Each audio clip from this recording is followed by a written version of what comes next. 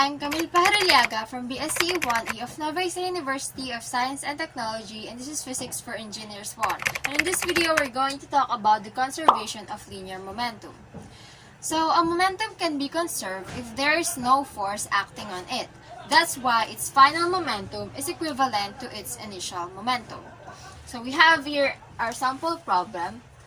A gun shoots a 0.020 kilogram bullet with a speed of 700 meters per second. If the gun recoils at a speed of 1.95 meters per second, how heavy is the gun?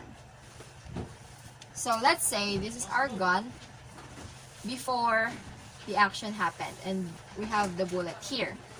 And then after shooting, the gun recoils, and then the bullet, let's say our gun is our first object, G, and then our bullet, B.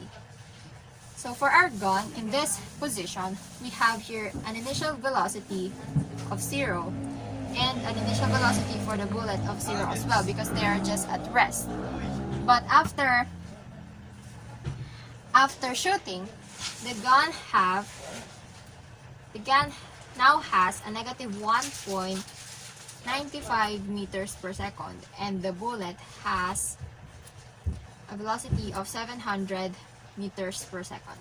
So why is it negative? Because considering this is our positive x direction, so this is our x-axis, this is our positive and negative sides. So the gun recoils towards this way, towards the left, towards the negative. That's why it has a negative speed this time. So it is also mentioned that the mass of our bullet is equivalent to 0.020 kilograms. So what we're looking for in this problem is the mass of the gun.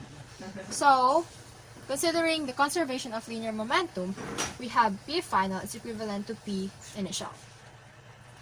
So we have here M bullet, velocity bullet final, plus M gun, velocity gun final is equivalent to M bullet, velocity bullet initial, plus M gun, velocity gun initial. Since we have our initial values for the bullet and the gun as 0, we can cancel this out already. So we could simplify our equation. So now we can solve for the mass of the gun.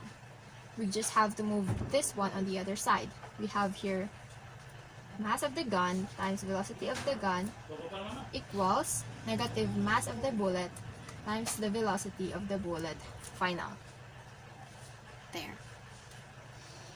So we just have to divide both sides by the final velocity of the gun in order to cancel this, and we will be left with the mass of the gun is equivalent to negative mass of the bullet times the velocity final of the bullet over the velocity final of the gun. So in substituting the values, we have here the mass of the bullet is equivalent to 0.02 kilograms times the final velocity of the bullet is 700 meters per second over the final velocity of the gun is equivalent to negative 1.95 meters per second.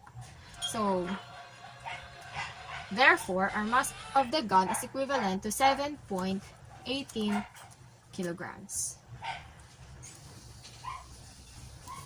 So using the conservation of linear momentum, we found out that the mass of the gun in this problem is equivalent to 7.18 kilograms. So once again, I'm Camille Pajarillaga from the BSCE 1E, and this is the conservation of linear momentum, and thank you so much for watching.